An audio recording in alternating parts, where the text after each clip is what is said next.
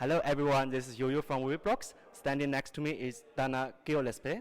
Gillespie. Gillespie. Yes. Sorry, it's a Scottish.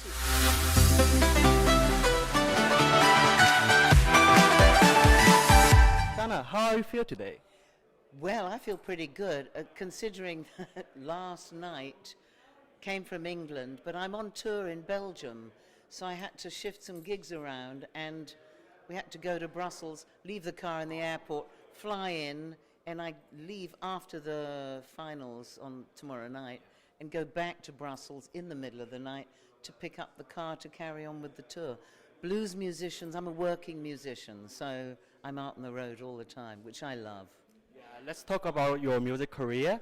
In your long music career, your song has a lot of is a huge variety.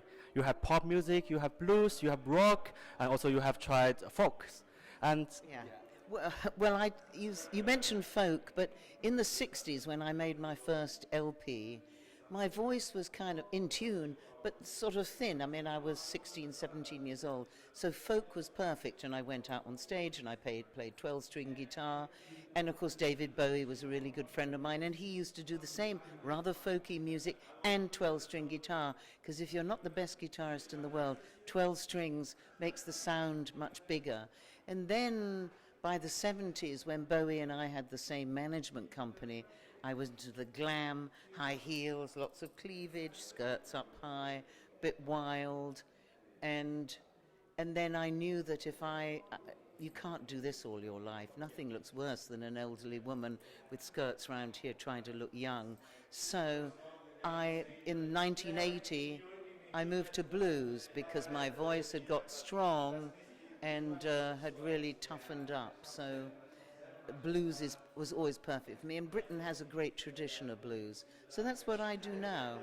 and for now, what is your most memorable moment for you in your music career? Oh, well, actually, my most memorable, well, a couple of things. I guess working with Bowie anyway was memorable, but we were just good friends.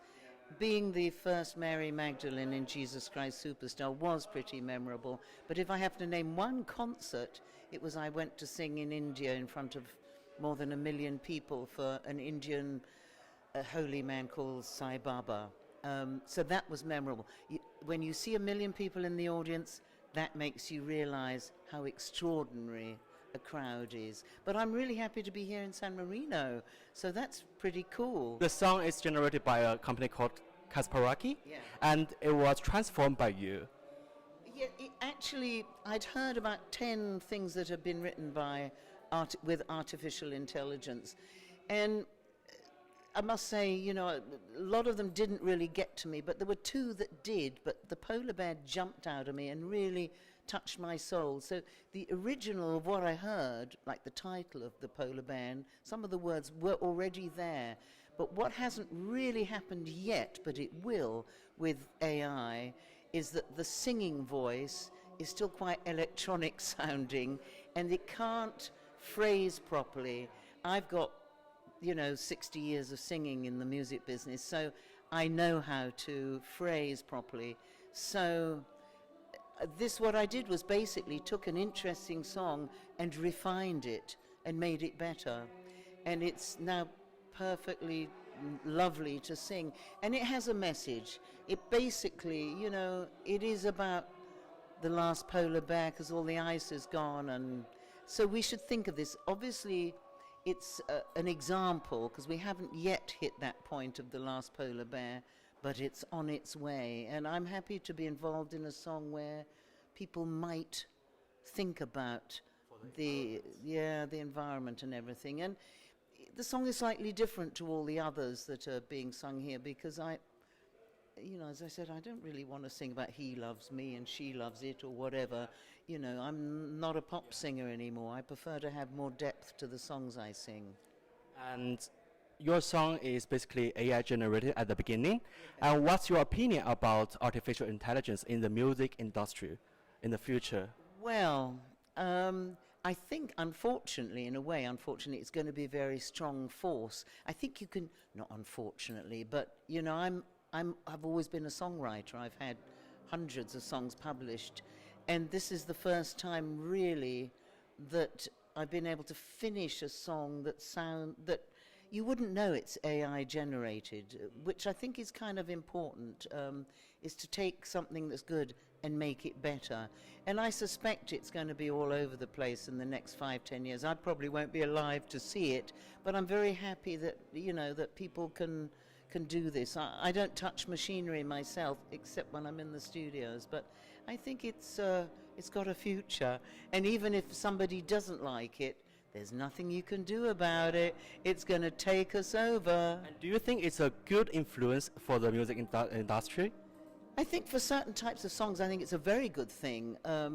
I think if you're a songwriter, it can kickstart you to create something. You know, the type of music that I do, blues music, it doesn't work really at all. But I think if you want to work in different styles, I think it has massive possibilities. And so AI is here to stay with a vengeance. We all better get used to it. Yeah, it's changing our life. Yes. I mean, you know, a few people said, how can you do this? But I think somebody reminded me, this is somebody that used to be David Bowie's publisher. He said, do you remember in the early days when synthesizers first came in, and you would normally have a 20-piece orchestra, and then after you could just press one button and you've got the whole orchestra in one sound, and eventually everyone accepted this. So I think this is how it'll be with AI. Will in the future. Yeah, absolutely. And Dana, can you sing a little bit of your song, which is going to perform tomorrow? I once had eyes as far as eyes can see, not just a melting igloo and me. When seals were plenty and fish swam free, now all that's left is a memory, 'cause I'm just a polar bear who's trying to survive, who's hoping to just stay alive. Tell me, is there anyone out there who will have mercy on a polar bear? I'm the last polar bear. Do you have another message you want to say to our audience? Well, I mean, I can sound really corny and say, you know, love all, serve all, and being kind to everyone. But actually, I think music is the great communicator in the world. It can heal people. It can touch people. If you're depressed, the right piece of music will lift you up. And some other music will bring you to tears. So I hear music everywhere. I hear rhythms in the birds and the trees.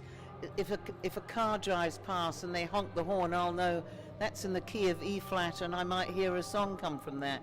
But I'm slightly peculiar when it comes to music. I've been like this since as young as I remember. I first started writing songs when I was 11, and I'm about to be 75 in a minute. So that's all I know is music. It is the great communicator, and it heals hearts. That's important. Like your song, the music can also bring people a message to protect the environment. Yeah. Well, let's hope people will listen to the words. Of course, we're here in San Marino where everything's in Italian, and in Italian it's called L'ultimo orso polare, but of course in English it's the last polar bear. Thank you very much. Thank you, Yo-Yo.